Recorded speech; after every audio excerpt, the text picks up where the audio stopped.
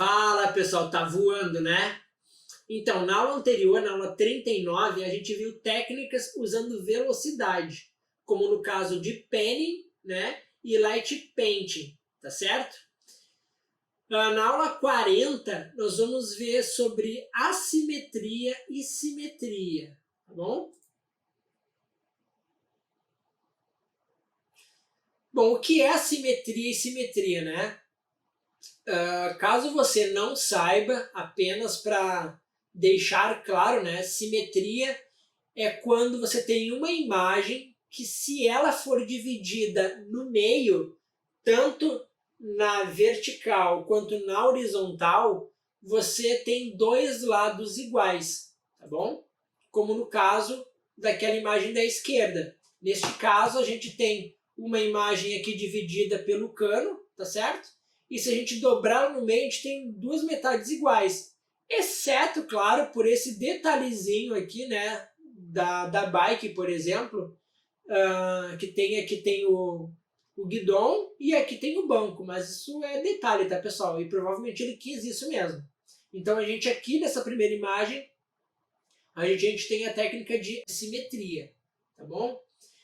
E a simetria, pessoal, ela é o contrário da simetria. Só que nem tudo que é assimétrico é realmente assimétrico. Eu já explico. Assimetria, pessoal, na fotografia é quando a gente tem duas partes da imagem. Por exemplo, se a gente dividir essa imagem em duas partes, tá certo? A gente tem, de um lado a gente tem uma informação e no outro a gente tem outra informação, tá bom? Eu separei duas imagens com bike para exemplificar para vocês. Digamos que essa bike aqui da assimetria estivesse embaixo da janela e o fotógrafo tirasse em modo vertical. Aí, se nós dividíssemos ela no meio, nós teríamos uma simetria. Só que o que ele fez? Ele pegou a bicicleta, botou um pouco para o lado direito e fez a imagem. E o que ele quis dizer aqui, pessoal? Que a fotografia dele, a intenção foi de ter assimetria, tá certo? Entendeu? Que a assimetria proposital é uma simetria, só que modificada. Se eu fotografar, por exemplo, uma árvore, só os ramos dela, se eu dividir a imagem, eu tenho dois lados diferentes. Tem, então tem uma assimetria? Não, tá? São coisas distintas. A técnica de assimetria, ela é feita com aquela intenção, tá certo? Mas nas imagens de fixação isso vai ajudar um pouco mais, tá?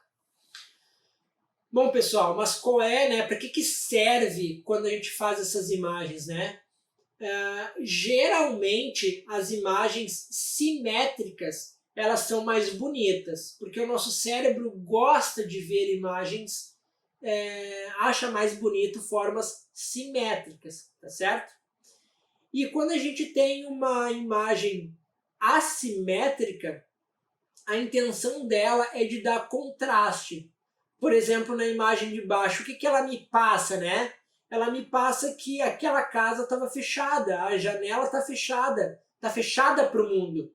Só que ao mesmo tempo eu tenho uma bicicleta que me faz andar pelo mundo, me faz conhecer coisas novas, tá? Então pode ter alguma reflexão nesse sentido, tá bom? Então a ideia é de contraste, são coisas diferentes, tá? E como gerar, né, pessoal? Na simetria, a gente encontra muita simetria na arquitetura ou em reflexos, ok? Então, e como que você pode achar reflexos, né?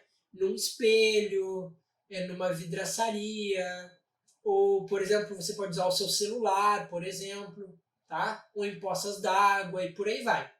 Depois nós vamos ver melhor sobre reflexos, tá bom? Então é isso. A fotografia assimétrica ela é um pouquinho mais difícil de tu achar pronta, né? Então muitas vezes você vai ter que criar ela, tá bom? Como ali naquela imagem.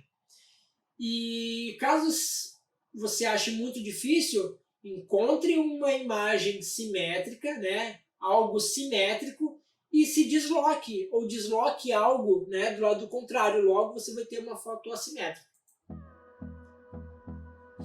Então é isso, pessoal. Espero que vocês tenham entendido, né, a técnica de assimetria e simetria. E nós agora a gente vai ver algumas outras imagens de exemplos, tá? E caso vocês tenham alguma dúvida, pergunte aqui embaixo, avalie esta aula, tá? Muito obrigado e a gente se vê daqui um pouquinho. Um grande abraço. And love is all we'll ever trust, yeah.